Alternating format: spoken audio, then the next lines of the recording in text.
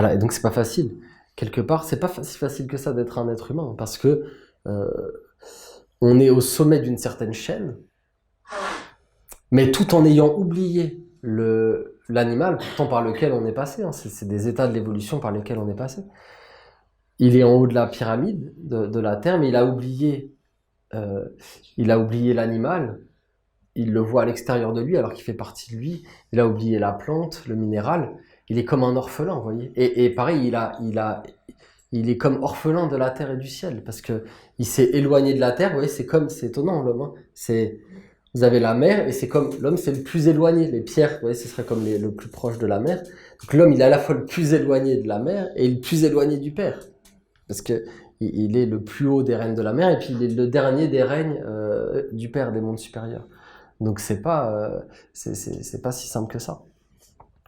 Parce on doit renouer le lien, le dialogue déjà avec les règnes de la terre, de la mer qu'on porte à l'intérieur de nous, les comprendre, les éveiller, éveiller leurs vertus, leur correspondance à l'intérieur de nous.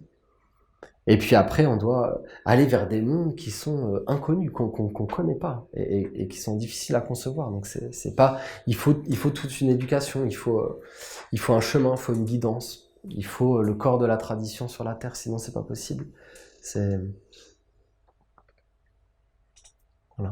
Même un envoyé qui vient sur la terre, s'il n'y a pas le corps de la tradition, il est perdu. C'est la tradition, elle est plus grande que n'importe quel homme. C'est la tradition. Hein, vous voyez, dans la cérémonie de la ronde des archanges, on dit père, mère, tradition. Hein, c'est les trois flammes.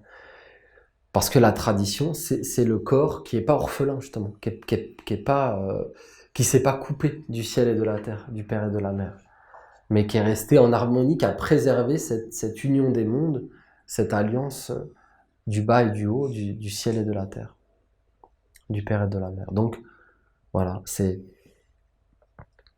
quelques paroles pour que on comprenne la grandeur, la chance qu'on a de pouvoir s'approcher d'un tel monde, mais en sachant aussi que c'est pas anodin. Ça a des conséquences et ça demande à ce que l'homme fasse tout un travail pour pouvoir s'approcher de ces mondes, comme nous a dit Raphaël. Voilà, vous devez gravir la montagne, vous me rencontrerez en haut, mais ce n'est pas moi qui descendrai dans la vallée. Le souffle divin de Raphaël, il touche les êtres qui atteignent les neiges éternelles, qui s'élèvent vraiment là où il y a la pureté, là où l'homme disparaît et où le divin peut apparaître et le toucher. Si tu as une seule goutte de l'océan du savoir divin qui te touche, t'es béni.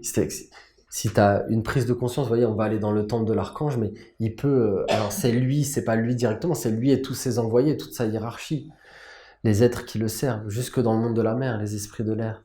Mais vraiment, si vous êtes ouvert dans la dévotion, alors vous pouvez avoir des prises de conscience, des révélations, des choses que sans rencontrer ce chemin, vous n'auriez jamais pu atteindre, toucher, vous comprenez? Parce que c'est une œuvre collective, parce que c'est ensemble qu'on peut faire des choses que seul on peut pas faire, tout simplement. Et voilà, faut être dans, comme, sans attente, hein, faut être vraiment dans la dévotion, dans le service, dans l'offrande, de pouvoir donner un corps à un archange, c'est quelque chose de mystérieux, de grand. Et de le faire, pas que pour ça, de le faire avant tout pour le futur, pour les générations futures. Il faut avoir des pensées hautes, ouais, des pensées divines, des pensées grandes, pas petites, rétrécies. Et si tu élargis ta pensée comme ça, alors tu pourras être touché même individuellement. Mais si tu es là avec une volonté personnelle, des choses personnelles, ou de vouloir vivre certaines choses que tu as comme prédéfinies à l'avance, non, ou ce sera même des illusions. Il faut être dans la dévotion, dans la virginité, dans la pureté, et à ce moment-là, voilà, il y a des choses qui pourront vous être montrées. Mais comprenez, c'est pas le but premier. Le but premier, c'est on fait un corps, on s'assemble dans la méditation suivant certaines règles, une discipline, pour permettre à un archange de toucher la terre. Pas de nous, de moi, parce que je veux que l'archange il me touche. Vous voyez, ça va être faussé si on est là-dedans. Il faut vraiment avoir une pensée grande, une pensée. C'est des serviteurs. Ça peut être que des serviteurs qui rentrent dans le temple d'un archange, des prêtres, des prêtresses, des êtres qui veulent vraiment servir quelque chose de plus grand qu'eux, d'immense, de quelque chose qui les dépasse, qui les transcende, voilà, qui leur donne des ailes, parce que tu fais une œuvre universelle, quelque chose qui est pour le bien commun, qui est même pas que pour les Esséniens, qui est pour la terre entière, qui est pour l'humanité, qui est pour le futur, parce qu'on prépare le futur. Demain, des milliers, des millions d'êtres marcheront dans nos pas, essaieront de comprendre ce qu'on a fait, essaieront d'entrer dans les mystères, de marcher sur ce chemin. Alors voilà, c'est la plus grande bénédiction qu'il a pu avoir depuis vraiment très longtemps sur la terre, la ronde des archanges, c'est le trésor des trésors. C'est vraiment...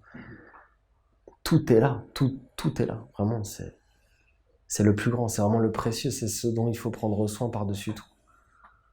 Et je sais pas si vous le sentez, mais moi ça me le fait à chaque fois. Hein. C'est à quel point, mais c'est un éveil même, hein, de voir que c'est une nécessité. Si on célèbre pas un archange, mais on chute.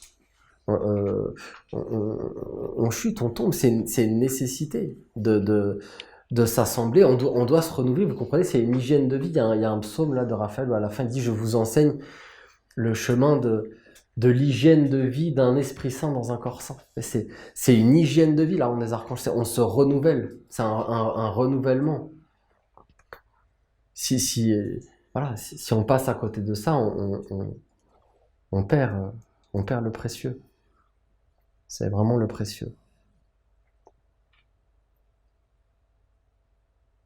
Et toutes les conditions sont données aujourd'hui avec la ronde des archanges universels pour que n'importe qui, où qu'il soit, puisse célébrer les archanges, ce qui n'était pas forcément ceux qui sont avec nous depuis quelques années, qui n'ont pas connu avant, pensaient peut-être que c'était tout le temps, mais non, avant c'était pas possible. Si tu venais pas à la célébration en Espagne, en présentiel, en physique, bah, tu pouvais pas, il n'y avait pas encore les conditions, vous comprenez, c'est encore des choses qui sont apparues par tout un travail, qui a fait qu'à un moment donné, il y a cette merveille, cette possibilité de la ronde des archanges universels, de s'unir avec les archanges même en étant chez soi ou en Masala, qui a été donnée, qui était pas là avant. Hein.